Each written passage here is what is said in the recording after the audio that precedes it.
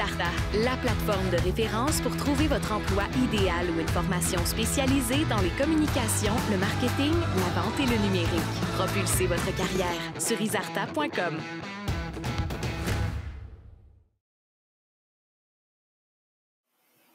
Bonjour et bienvenue à la conférence Midi Express d'Isarta. Très heureux de vous retrouver toujours en si grand nombre. Aujourd'hui, c'est Julie Derrien, consultante et formatrice en communication écrite, qui va nous révéler ses 5 astuces de copywriting pour rédiger des textes humains et persuasifs.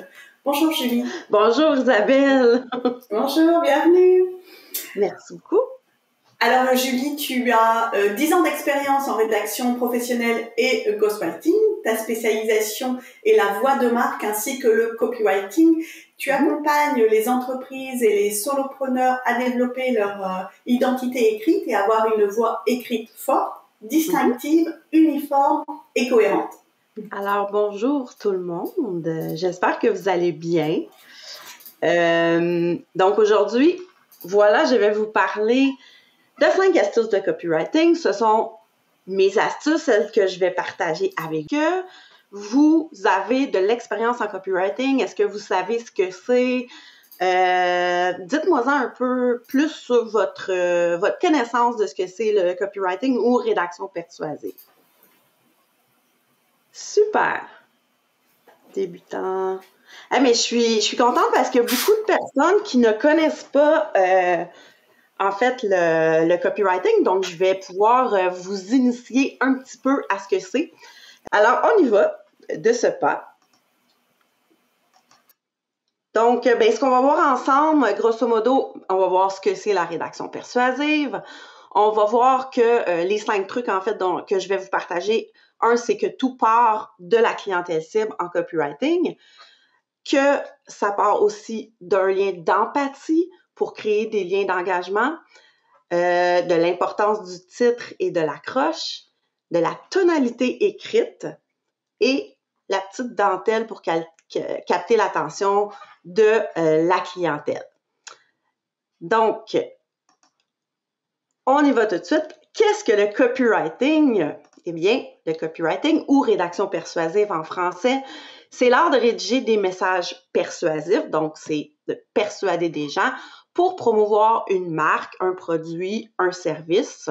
En fait, c'est aussi une façon d'amener les gens à passer à l'action, une action quelconque. C'est pas obligé non plus d'être une action qui est payante, mais ça peut être par exemple un engagement, poser des questions, engager avec la communauté, les encourager à s'inscrire à une infolettre, etc. Donc, tout ça fait partie de ce qu'on peut faire avec le copywriting.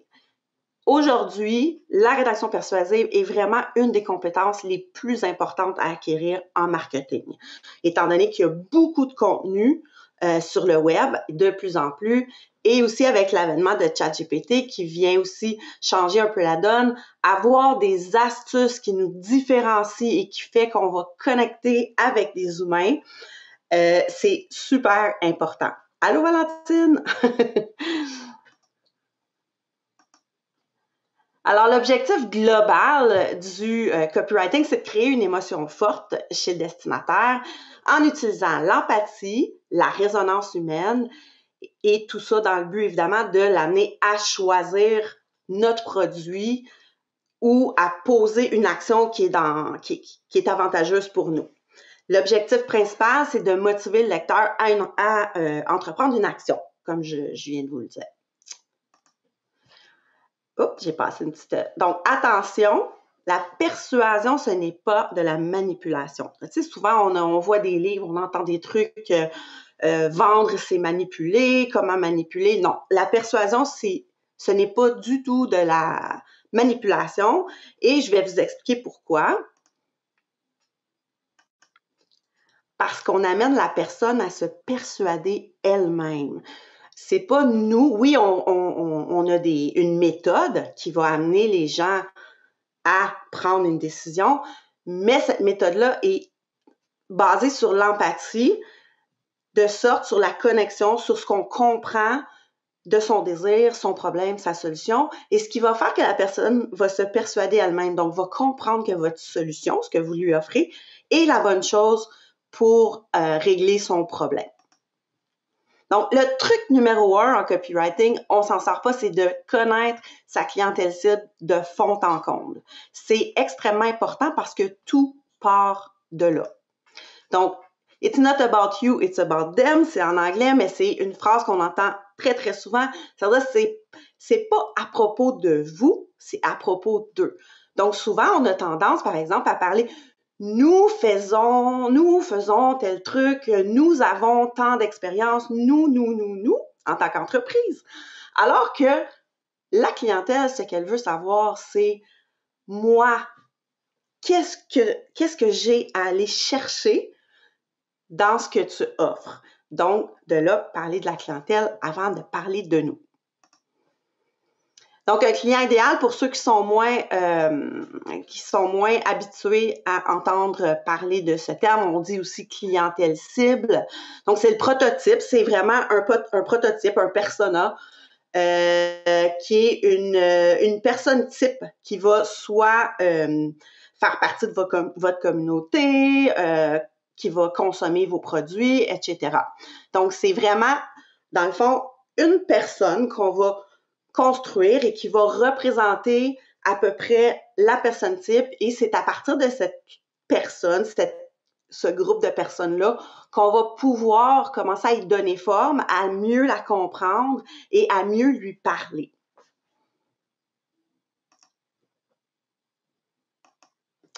Donc, évidemment, comme je vous l'ai mentionné, pourquoi c'est important? Mais justement parce que les gens ont envie d'entendre parler d'eux et non pas de nous. Oui, ils veulent savoir qui on est, évidemment, mais ce n'est pas seulement ça qu'ils veulent connaître. Ils veulent vraiment savoir qu'est-ce qu'il y a pour eux en arrière de notre offre. Donc, ce qu'ils veulent savoir aussi, c'est que vous les comprenez, que leur bonheur, que leur bonheur vous tient à cœur et que vous avez une solution à leurs problèmes, que vous pouvez les aider à, par exemple, réaliser un désir ou à combler un besoin, régler un problème. Donc, c'est ce qu'ils veulent savoir d'abord et avant tout. Et vous leur présentez votre solution comme un produit ou un service qui peut les aider. Comment bien connaître sa clientèle cible? Évidemment, c'est un sujet extrêmement large et qui va très en profondeur. Là, je ne fais qu'effleurer, mais on peut faire des hypothèses, évidemment.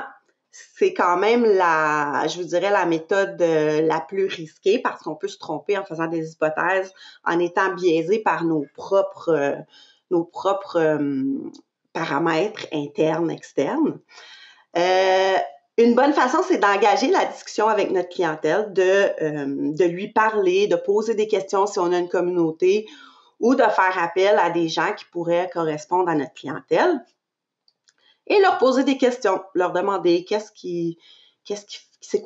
que ton problème, tes désirs, ton besoin, quelle transformation tu voudrais vivre en consommant tel type de produit.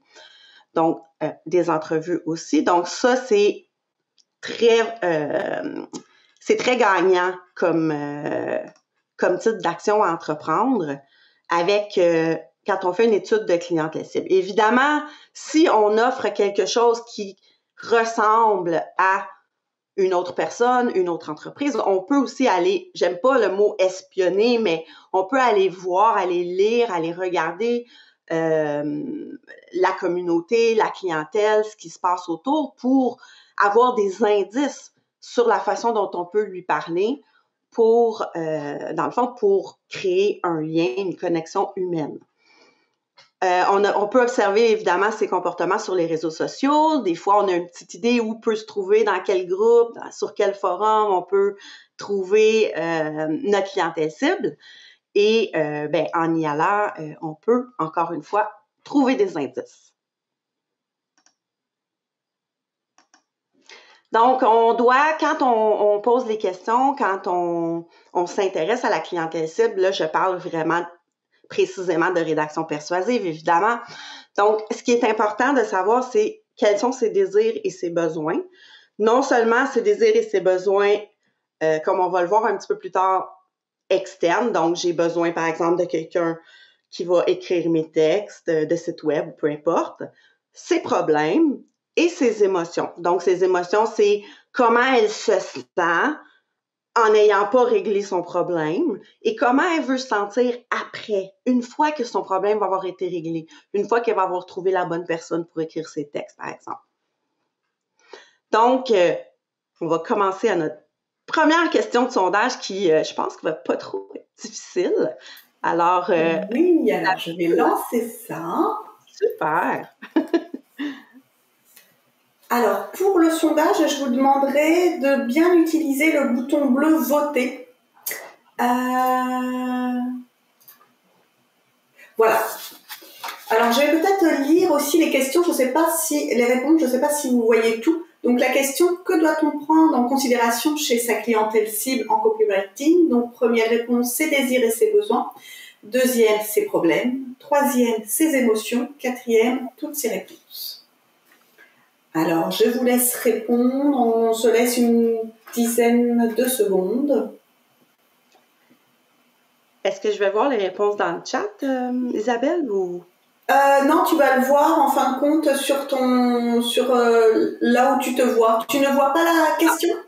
Oui, je vois la question. Oui, alors à partir du moment où je vais l'afficher, donc allez, un petit 5 secondes et je vais publier. Donc, je le publie.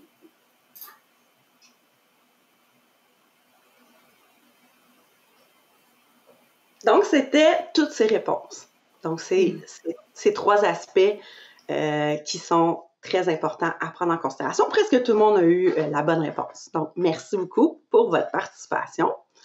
Alors, on va continuer avec le deuxième truc, qui est vraiment le cœur de la rédaction persuasive, c'est l'art de l'empathie. Donc, le copywriter ne ment pas, ne fait pas de fausses promesses. C'est très important. En tout cas, les copywriters qui travaillent de manière éthique, évidemment. Le but, c'est vraiment d'amener, oui, des arguments, mais des arguments basés sur toujours sur la réalité de la personne, en lui offrant une solution qui est aussi réelle, qui est pas exagérée ou basée sur des fois des promesses. On en a tous vu des publicités passées qui ont des promesses fait 100 000 $ en 3 jours. On se doute que ça se peut pas, mais malheureusement, il y a des gens quand même qui se font prendre. Donc, en copywriting, on évite absolument.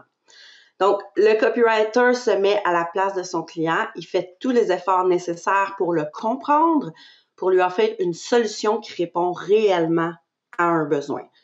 Donc, même quand vous, par exemple, vous faites vos offres, vous offrez vos services, vous vendez votre produit, vous essayez de répondre. Mais en fait, c'est ce qu'on veut quand on est entrepreneur, c'est de répondre à un besoin.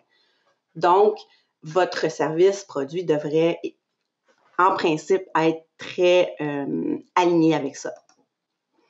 Donc, l'empathie, c'est la capacité de se placer à la place de l'autre pour comprendre, accueillir ses émotions, son vécu, ses expériences,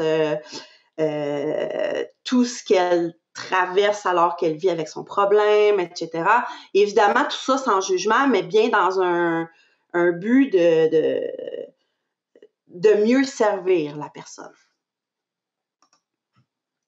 Pourquoi c'est important l'empathie en copywriting? Ben, parce que ça permet à la personne qui rédige de mieux comprendre, de mieux cibler les désirs, préoccupations, problèmes, ce qui va faire que la personne va se sentir interpellée. Parce que quand on vous parle, par exemple, si vous lisez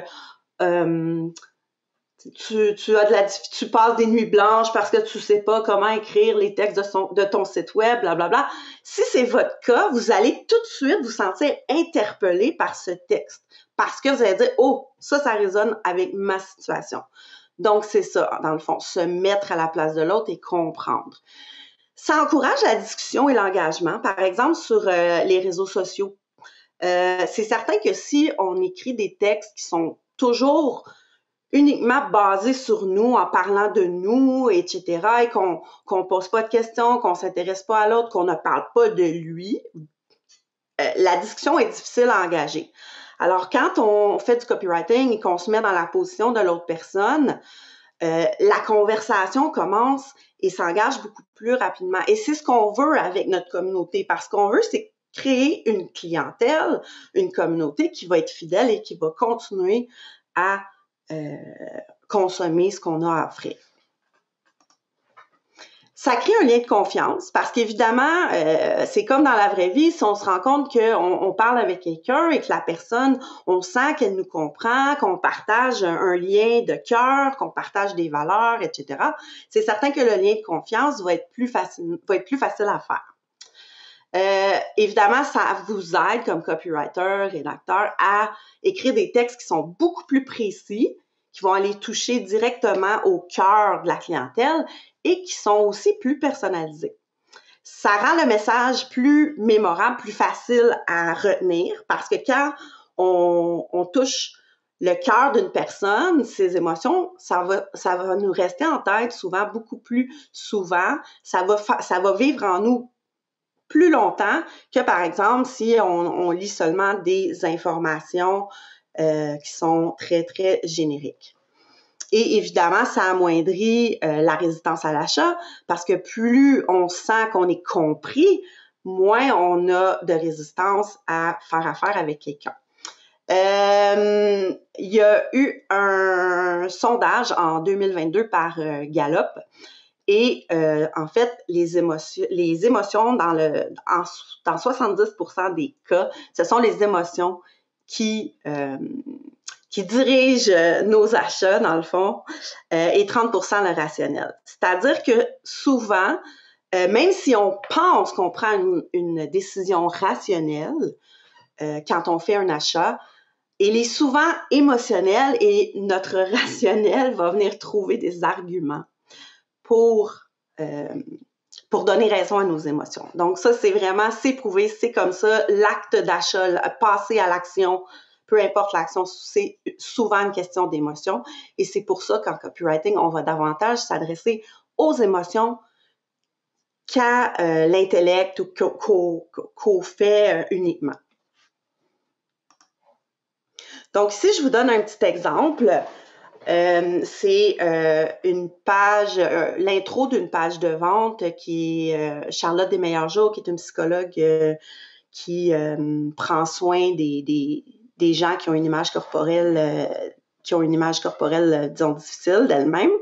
Donc, ici, le programme est pour toi si tu souhaites que la nourriture cesse de contrôler tes journées. Donc, vous voyez ici, elle n'a pas écrit « Je vous offre un programme qui est pour les personnes qui ont de la difficulté avec leur comportement alimentaire. » Vous voyez, si j'avais écrit ça, oui, vous auriez pu être intéressé, mais en lisant « Le programme est pour toi si tu souhaites que la nourriture cesse de contrôler tes journées », là, ça vient beaucoup plus nous toucher parce que on peut se visualiser dans une situation qu'on vit peut-être. Donc, des gens qui ont des problèmes alimentaires et qui sont constamment en bataille interne avec ce trouble-là.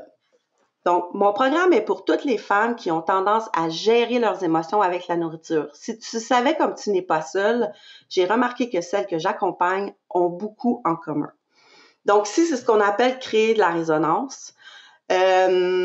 C'est en fait de dire à la personne, je sais comment tu te sens, soit parce que je l'ai vécu, soit parce que j'ai eu plusieurs personnes que j'ai servies, que j'ai accompagnées dans mon entourage, qui ont ce problème-là. Donc, vous voyez ici, donc ça donne automatiquement confiance parce que on sent que Charlotte comprend vraiment cette problématique-là.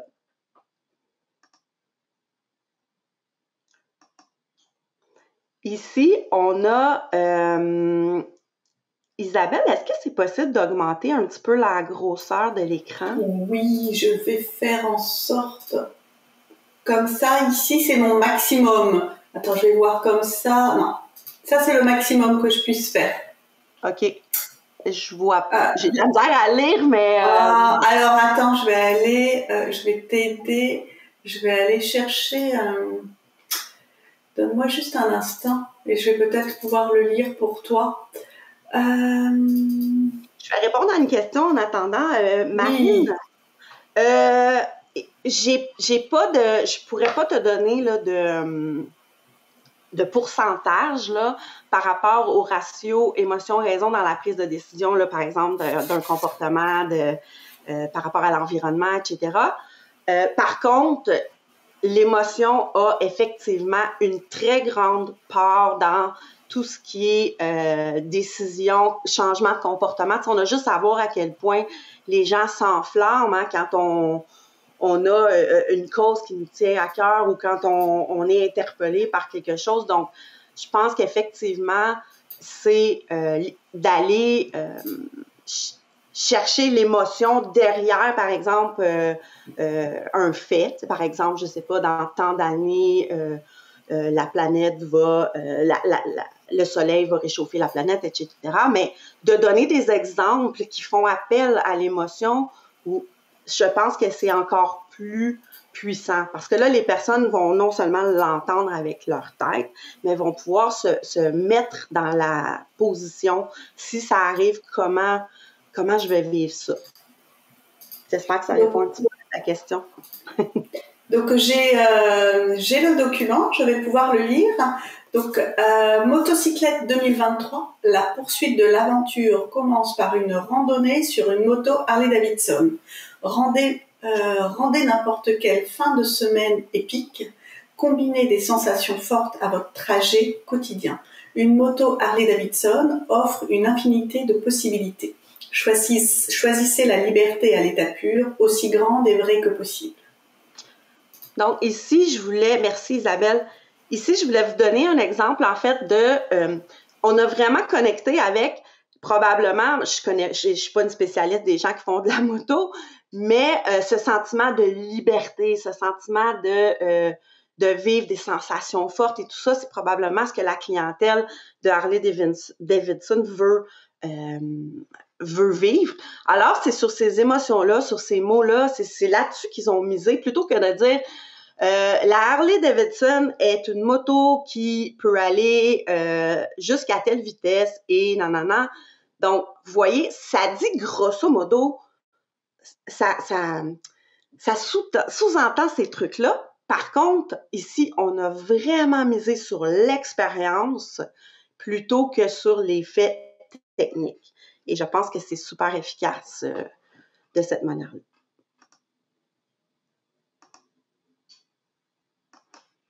Oh, je pense que j'ai un son. Y avait-tu un son là? Mais j'ai de la difficulté avec les pages. Oui. Une autre petite question.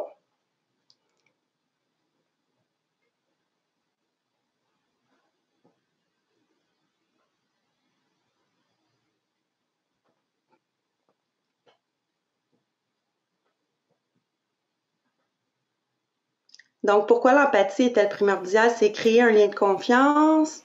Oui, je suis désolée, je pensais que j'avais mon micro ouvert.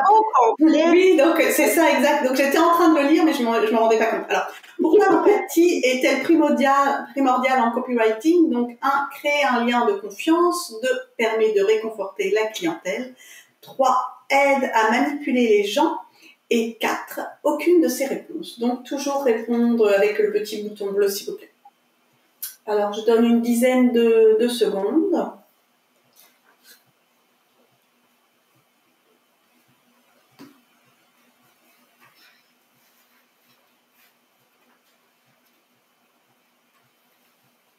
Ok. Allez, je publie.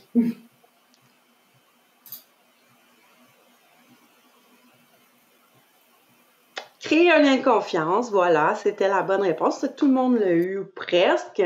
Donc oui, effectivement, l'empathie permet de créer un lien de confiance. Alors, je vais continuer. Je vais peut-être aller un petit peu plus vite parce que je veux passer vraiment les 3 trucs. Donc, le 3e truc, rédiger un titre et une accroche qui capte l'attention et le cœur de l'audience. Je pense qu'on l'a bien vu, en fait, dans les exemples que je viens de vous donner, à quel point Le titre, l'accroche, le texte qu'on met sous le titre ont une importance vraiment très grande pour créer tout de suite un lien avec le cœur de la personne qui lit. Donc, ce qu'on peut mettre de l'avant, ça peut être son problème, son désir, notre solution, la transformation qu'amène la solution. Et tout ça, je vais vous montrer des exemples, là, permet vraiment une connexion humaine vraiment plus grande. Donc, évidemment, je vais passer ça.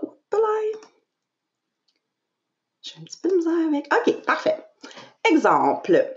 Ici, on a un titre qui met de l'avant le problème et le désir de la personne. Donc, rédige des textes convaincants sans sacrifier tes valeurs et ta personnalité.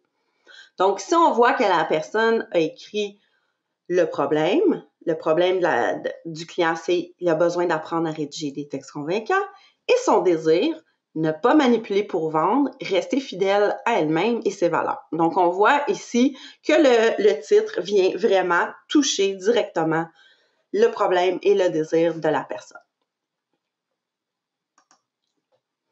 Le sous-titre va préciser, tu sais, comme le sous-titre ou le petit texte qu'on va mettre sous le titre. Des fois, c'est l'accroche, le début d'un texte aussi.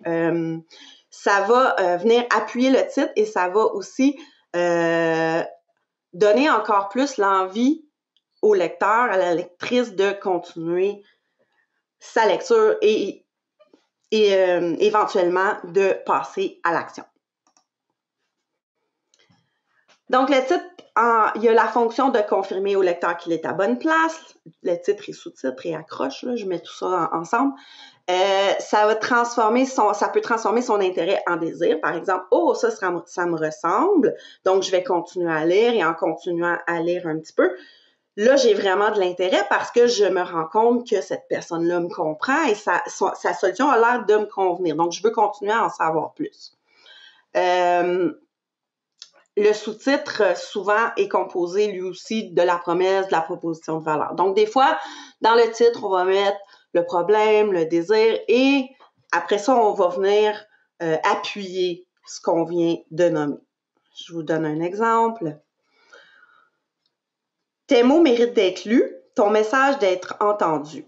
Le sous-titre « Fais exploser ta visibilité en ligne grâce au pouvoir de la voix de marque ». Ici, si on avait lu seulement les titres, bon, tes mots méritent d'être lus, ton message d'être entendu, on comprend que oui, la personne qui va faire affaire avec, mais là, ça fait partie d'un de mes textes, celui-là, ça répond à un de ses besoins. Par contre, le sous-titre vient préciser, dans le fond, l'offre. Donc, fais exploser ta visibilité en ligne grâce au pouvoir de la voix de marque. Donc là, on vient appuyer sur le désir de la personne qui est d'être davantage visible en ligne. Son problème, ses textes, ses publications sont peu lus et son désir, avoir plus de visibilité.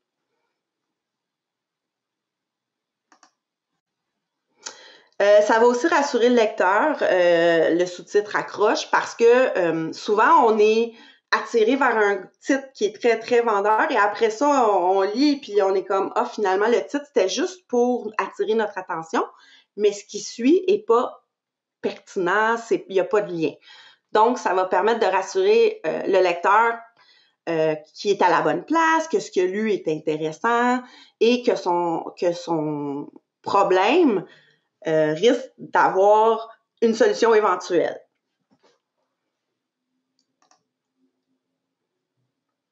Donc ici, on a un sous-titre qui confirme que la solution peut résoudre le problème ou combler un désir. Donc si le titre, c'est « Mission cybersécurité » et le sous-titre « Un parcours tout en pratique pour ta petite entreprise ». Donc on voit ici que, évidemment, la personne veut mieux sécuriser sa présence en ligne, mais trouve ça compliqué. Son désir, c'est qu'on le fasse avec lui. Donc, le parcours tout en pratique, on comprend qu'on ne sera pas laissé seul, ça ne sera pas juste une page avec une marche à suivre, puis là, après ça, on est mêlé de ça, donc on comprend ça. Ça peut le sécuriser, le porter à aller vers ce service-là d'aide à la mise en place de sécurité sur le web, plutôt que d'aller vers une autre formation qui va être davantage technique et pas pratique. Petit truc numéro 4. Rédiger des textes simples, vivants et humains. On fait ça comment? Évidemment, en essayant de s'éloigner du langage générique le plus possible. Quand je parle de langage générique, je veux dire du langage, tu sais, souvent je donne l'exemple, si on prend un comptable et qu'on lit le texte de son site web et qu'on prend un autre comptable et qu'on pourrait interchanger les textes tellement ils sont impersonnels, c'est certain que la clientèle, ce sur quoi elle va se baser, c'est le prix le plus bas. Et c'est pas ça qu'on veut quand on est une entreprise, quand on est un solopreneur, etc. On a envie que les gens nous choisissent pour autre chose que pour le bas prix.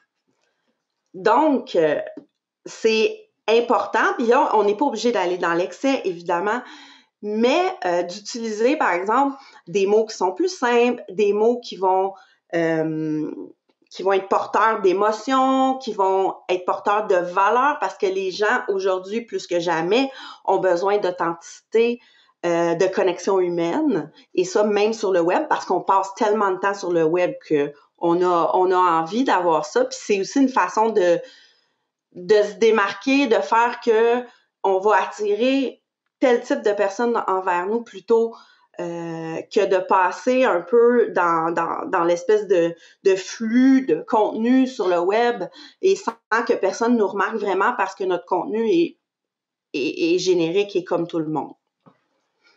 Donc, évidemment, nos textes doivent être intéressants, dynamiques et surtout personnels, dans le sens de humain.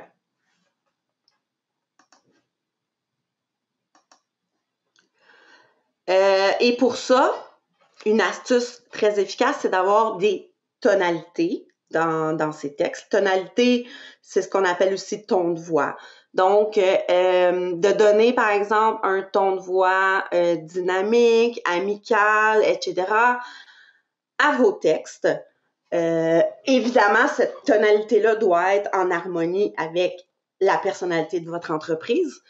Et là, bon, évidemment, c'est tout un travail qu'il y a derrière ça et j'en parlerai pas aujourd'hui parce que c'est beaucoup trop complexe, mais quand même, déjà de commencer à réfléchir à une tonalité, c'est un bon premier pas pour donner plus de vie et d'humanité à nos messages.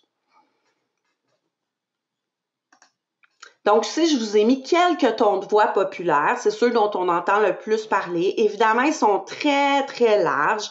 Donc, tu sais, j'invite toujours les gens à les décortiquer, à aller chercher des synonymes. Par exemple, amical, tu sais, on va dire, par exemple, chaleureux, bienveillant, etc. Tu sais, aller chercher un mot qui est plus précis que seulement amical, parce que ça devient très large.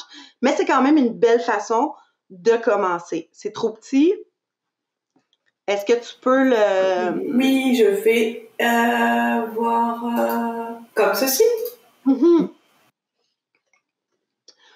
Donc, on a la tonalité formelle et sérieuse, qui peut être intéressante. Hein? Souvent, les gens vont dire « Ah, c'est plate ». C'est pas parce qu'on a un ton formel ou sérieux que c'est plate.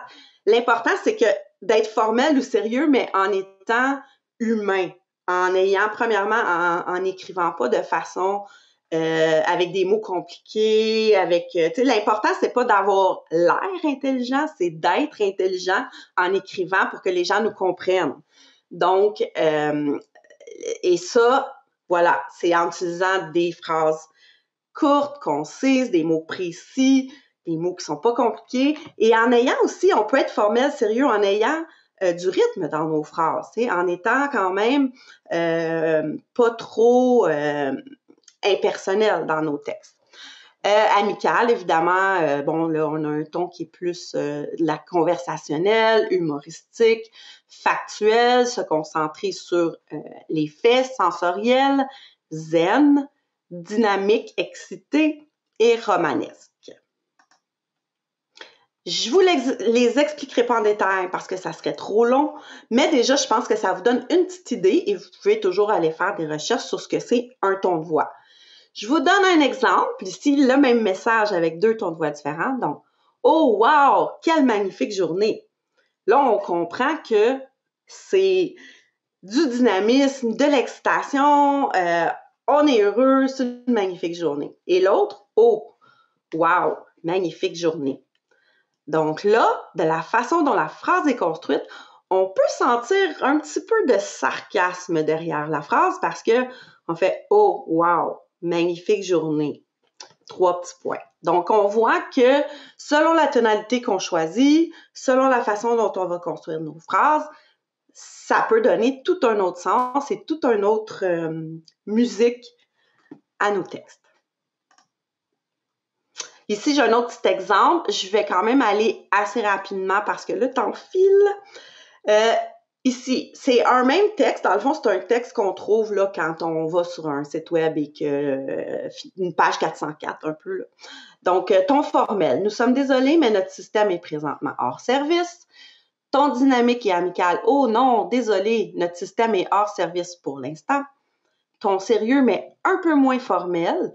Nous avons présentement des problèmes avec notre système. Nous en sommes profondément désolés. Ton humoristique. Oups, il semble que notre système ait décidé de prendre des petites vacances. Espérons qu'il revienne très bientôt. Et la tonalité zen. Nous le savons, c'est frustrant quand un système est hors service. Pourquoi ne pas profiter de ces quelques instants de liberté pour prendre de grandes respirations et profiter du moment présent? Donc, on voit qu'un même texte, un même message va prendre des directions complètement différentes selon la tonalité qu'on va lui donner. Et ça, c'est ce qui fait qu'on met de l'humanité dans un texte, c'est ce qui fait qu'on va attirer la bonne clientèle et que la clientèle qu'on veut attirer va avoir envie d'entamer une conversation avec nous. Donc, des trucs pour rédiger des textes moins corpaux, moins génériques. Vous pouvez espionner votre clientèle et noter ses façons de s'exprimer, les mots qu'elle utilise pour vous en inspirer. Demandez à vos proches, à votre communauté, comment ils vous perçoivent, s'ils ont remarqué des particularités dans votre manière de vous exprimer ou dans celle de votre entreprise. Lire vos textes à voix haute, parce que si vos phrases sont trop longues ou que vos mots sont trop compliqués, vous allez rapidement vous en rendre compte. Entre autres, vous allez devoir respirer au milieu d'une phrase. Et ça, c'est un signe qu'une phrase est trop longue et risque d'être compliquée et pas lue.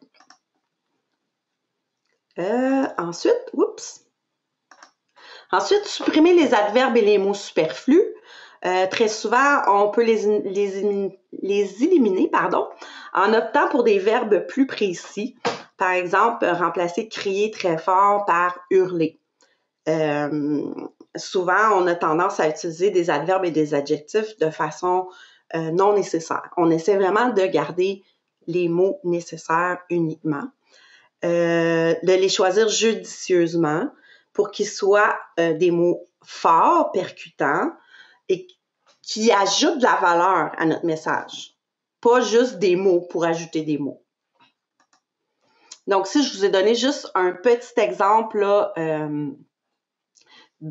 par exemple, d'adverbes, adjectifs qu'on aurait pu enlever. Donc, il est préférable d'éviter de rédiger des phrases trop longues qui, quoi qu'on puisse en passer, sont très contre-productives. Bon, le trait n'est pas nécessaire et en dépit de leur grande sophistication apparente, donc le grand, on peut l'enlever, risque de causer beaucoup plus de confusion, donc risque de causer de la confusion plutôt que de la compréhension chez le lecteur, compromettant ainsi l'objectif ultime. Là, on voit, la phrase est interminable, elle est très longue et il y a beaucoup d'adjectifs. Il y a beaucoup d'adjectifs qui sont non nécessaires ou d'adverbes non nécessaires qui ne font qu'alourdir encore plus la phrase et nous décourager de la lire. Donc, on a un petit sondage, encore une fois. Stéphanie, je crois que oui, mais c'est Isabelle. Oui, ça va être accessible dans quelques semaines, parce que la conférence Midi Express se veut vraiment, en fin de compte, quelque chose de plus interactif, mais oui, ça vous sera envoyé. Alors, j'ouvre le sondage toujours avec le bouton bleu.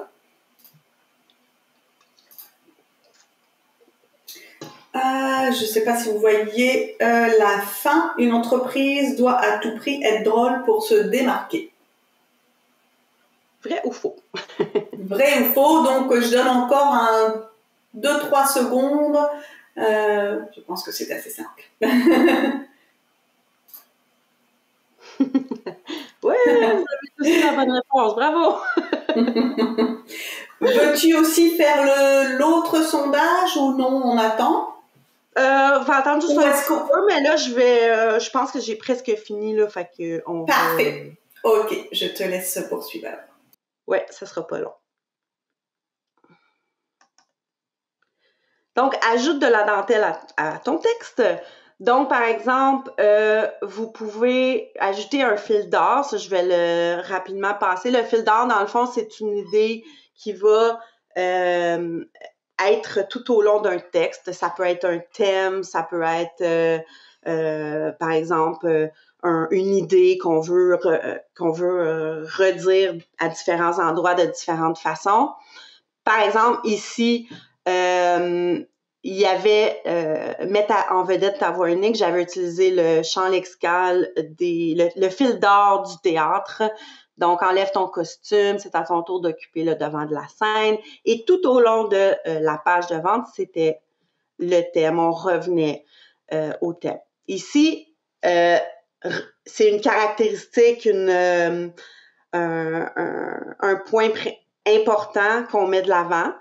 Donc, ici, c'est pratiquer son anglais tout en développant son leadership et ses affaires. Et le header est « Ne laissez plus la peur vous arrêter en anglais. Brisez vos barrières linguistiques pour toujours 10 fois votre croissance, votre influence et votre impact. » Donc, on voit ici qu'on joue beaucoup sur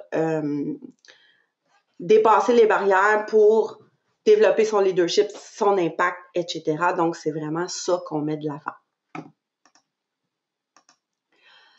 Important que nos textes soient aérés et faciles à lire, pas de gros blocs de texte, s'il vous plaît. D'autant plus que la majorité des gens lisent sur un cellulaire. Donc, si vous mettez un gros bloc de texte, ça ne fonctionne pas. Mettez des sous-titres, utilisez les listes à puces, le gras, les couleurs, on est quand même relativement habitué à tout ça. Ici, je vous ai mis un exemple d'un texte aéré de mon amie Alexandra Martel. Donc, vous voyez ici, on fait régulièrement des espaces. Premièrement, ça aide à lire le texte plus facilement et ça met aussi l'accent sur certaines phrases, ce qui donne un rythme et un peu plus de vie, dans le fond, à un message. Versus ici, c'est très, très collé, comme vous pouvez le voir, c'est difficile à lire. Pour la dentelle, évidemment, toujours, dans la mesure du possible, faire une relecture donc, et se mettre dans la peau de son client pour être certain qu'on a bien cerné tous ses désirs, problèmes, etc. Alors, dernier petit sondage avant la fin. Hop, je l'affiche. Alors, qu'est-ce qu'un fil d'or en copywriting? Première réponse, argument vendeur. Deuxième, grille de tarifs. Troisième, lien entre toutes les parties d'un texte. Quatrième, une technique de couture.